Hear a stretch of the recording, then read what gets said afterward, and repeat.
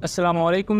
Welcome to एमराद। दोस्तों, दो अहम टॉपिक्स पर बात करने जा रहे हैं। पहला बात करेंगे कि नाइजीरियन JF-17 थंडर्स ने एक बड़ी कार्रवाई की है। ये बुनियादी तौर पर एक एंटी टेरर कार्रवाई है और इस बॉम्बिंग मिशन की अहमियत क्या है इसको लेकर बात करेंगे। और दूसरा बात करेंगे कि एक इंडियन आर्मी की व्हीकल उसके साथ एक बहुत बड़ा हादसा पेश आया है लद्दाख के एरिया में और उसको लेकर बहुत सी कॉन्स्पिरेसीज भी हैं। बहुत से आप समझ लें कि ऐसे थ्योरीज पेश की जा रही हैं जिनकी हकीकत को जानना जरूरी है। सो इस पर बात करेंगे। पहले दोस्तों खबर पर आ जाएं तो नाइजीरियन एयरफोर्स के स्पोक्स पर्सन गैबवर्थ उन्होंने ये ऐलान किया है बुनियादी तौर पर अपनी प्रेस रिलीज में। ये उन्होंने कहा है कि नाइजीरियन एयरफोर्स ने कार्रवाई करते हुए 13 इलीगल ऑयल रिफाइनरीज को तबाह किया है।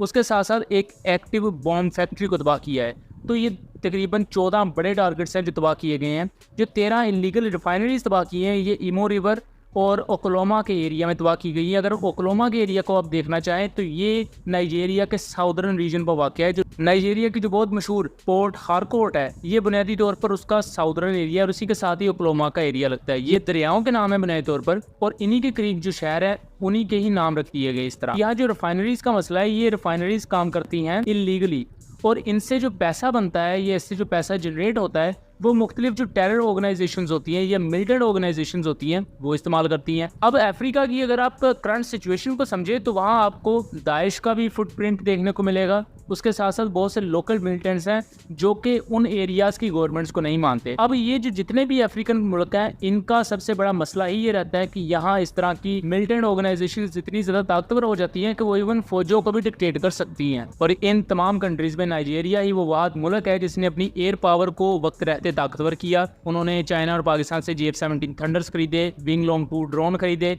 उसके अलावा वो तुर्किया और अमेरिका से अटैक हेलीकॉप्टर भी खरीद रहे हैं। अब इन रिसेंट ऑपरेशंस में सिर्फ JF-17 थंडर को दोस्तों यूज नहीं किया गया बल्कि A129 टकोनो एयरक्राफ्ट को यूज किया गया, JF-17 थंडर को भी यूज किया गया और विंग लॉन्ग 2 ड्रोन को इंटेलिजेंस गैदरिंग और जासूसी के लिए इस्तेमाल किया गया। उसके साथ साथ एक एक्टिव बॉम्ब फैक्ट्री जहां IED ब्लास्ट यानी कि इंटीग्रेटेड एक्सप्लोसिव डिवाइसेस वगैरह वो बनाई जाती थी। उसके साथ साथ बॉम्ब्स वगैरह बनाए जाते थे, मुख्तलिफ नौइयत के ग्रेनेड्स वगैरह बनाए जाते थे।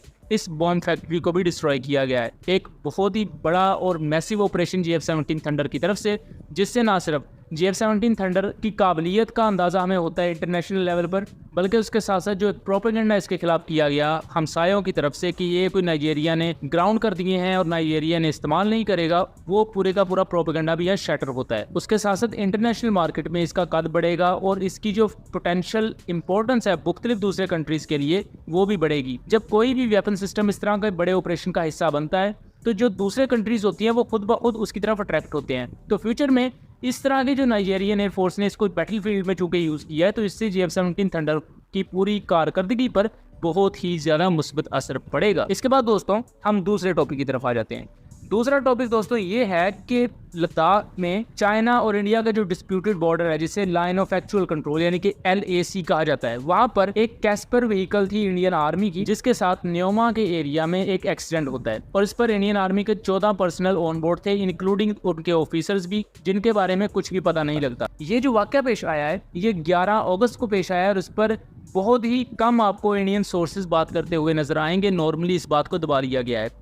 अब जिस एरिया में ये वाकया पेश आया है तो वहाँ से हम तक जो हमारे सोर्सेज हैं उनके थ्रू इतलात ये आ रही हैं कि ये 14 के 14 इंडियन सोल्जर्स अपनी जान गंवा बैठे हैं और इनके ज़िंदा बचने के चांसेस हार्डली 10% से भी ज़्यादा कम है, क्योंकि वो जिस तरह की ट्रेन है और जिस तरह का एरिया है वहाँ इनका जिंदा बचना ऑलमोस्ट नामुमकिन है। अब इस पूरे इंसिडेंट को लेकर कुछ कॉन्स्पिरेसी थ्योरीज भी हैं, जैसा कि कुछ ओपन सोर्स इंटेलिजेंस प्लेटफॉर्म्स ये क्लेम कर रहे हैं कि यहाँ कोई IED ब्लास्ट हुआ है इंडियन आर्मी की इस व्हीकल पर, लेकिन ये IED ब्लास्ट किया किसने है इसके बारे में कोई इतला नहीं है।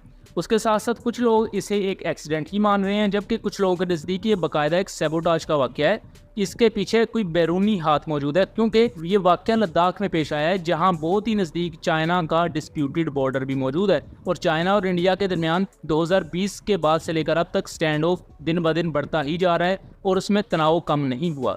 तो ये वो पूरे का पूरा एक सिनेरियो है जिस पर इस वक्त इंडियन साइड पर ऑलमोस्ट खामोशी छाई हुई है, लेकिन इस वाकये की गूंज आपको पूरे सोशल मीडिया पर देखने को मिलेगी। सो ये था एनालिसिस। उम्मीद करता हूँ चीज़ें क्लियर रही होंगी। वीडियो पसंद आई हो तो इसे ज़्यादा से ज़्यादा शेयर कीजिएगा एंड चैनल को सब्सक्राइब कीजिएगा। मिलेंगे अगली वीडियो में, तब तक के लिए अल्लाह हाफिज़।